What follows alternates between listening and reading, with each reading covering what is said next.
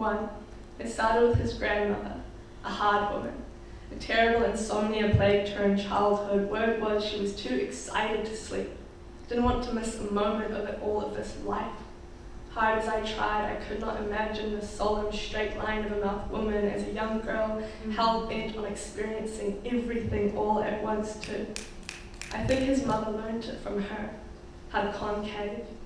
His mother was the kind of woman who would fold herself in two to give us more room to exist. I always thought women like her were just born that way. My own mother was infamous for her refusal to learn to cook. Said she would die before being a housewife, said cold showers built character, said no man was worth trading freedom for. My childhood best friend had a Tupperware labeling infomercial quoting mum. 5. I was young, the first time I felt envy.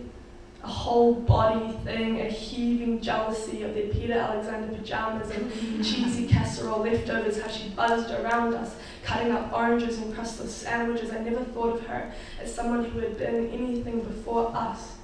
Surely she'd been born into domestication the same way my own mother had not.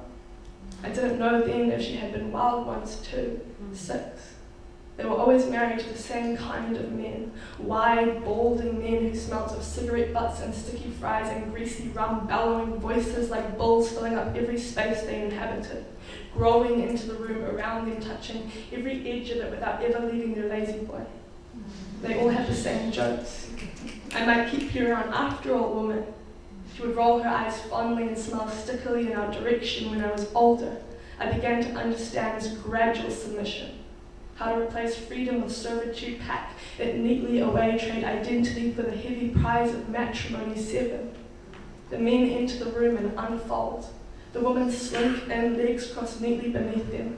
They make the dinner and do not eat it. The men make comments through tobacco-stained teeth about the teenage girls' bodies on the TV screen, joke about their lives once looking like them. The women laugh quietly, shake their heads in unison, but they pull their cardigans more tightly over their chests. 8. When dinner is over, the men stay seated.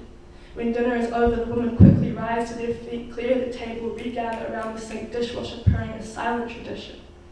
The younger girls notice this and follow their mothers into the kitchen. The boys notice this and stay seated with their fathers and their uncles watching the 6 o'clock sports nine. The women take up their space because they have seen their mothers do so, and their grandmothers, and their grandmothers' mothers 9. The women take up their space because the men have already taken all there is to take. Sucked the room dry, swallowed every chair and table and ashtray and girls' bones into their big, heaving bellies, and there is nowhere left for us to go.